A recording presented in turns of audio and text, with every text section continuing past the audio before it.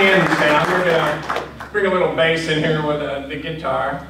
And boy, do we miss the bass that we used to have. Yeah, those twin dreadnoughts. Lloyd's brother, Brent, and his wife Inslee had two. They each had D28s. Yep. Some of the things you get into when you first start something like this is, you know, I mentioned the bicentennial coming up in 1976. Some of the gigs we played for the town of Waldo. Waldo's great. At the Waldo fire station. They didn't have any sound system to speak of. They had one microphone. I think it was Mike. He had a little amp with one microphone. So we improvised a microphone stand out of a pitchfork and a bale of hay with duct tape, and all played into the one mic. But one of our more memorable gigs was they had this bicentennial wagon train that was going around the country in 1976, and they stopped in Hawthorne, outside another little town outside of Gainesville. And we got booked to play out there in Hawthorne, and they had it outdoors on a flatbed trailer or something. It was a wagon of some sort. And at the time in Gainesville, belly dancing was pretty popular. And they had a lady who had a class of belly dancers. And she had all these young girls out there belly dancing. And they were on before us. Like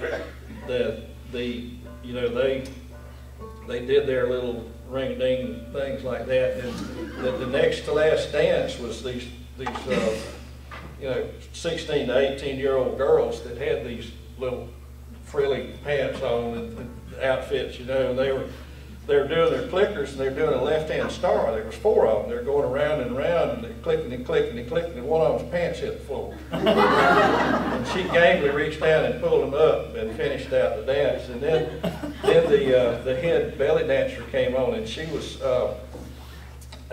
shall we say, a fairly large woman. But man, she could bump and grind that thing, you know, flopping around and all that. And after that, we had been playing together, what, a year? We got up on stage. Speaking of belly dancing, I think I was 9.5 months pregnant. Yeah, oh yeah.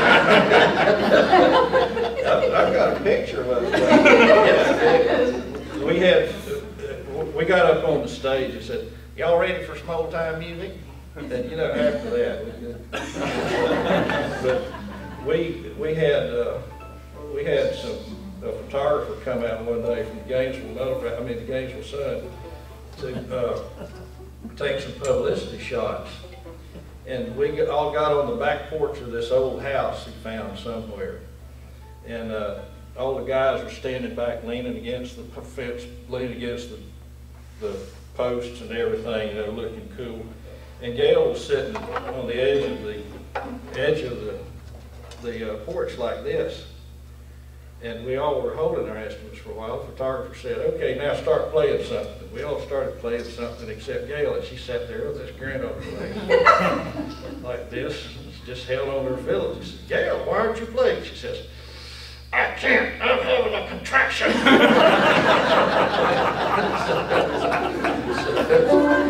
So that's the kind of thing you get into when you try to get in this business. We're going like that. Remind us to tell you later about when Bud Diddley was our welcome back. Camp meeting on the 4th of July. Okay.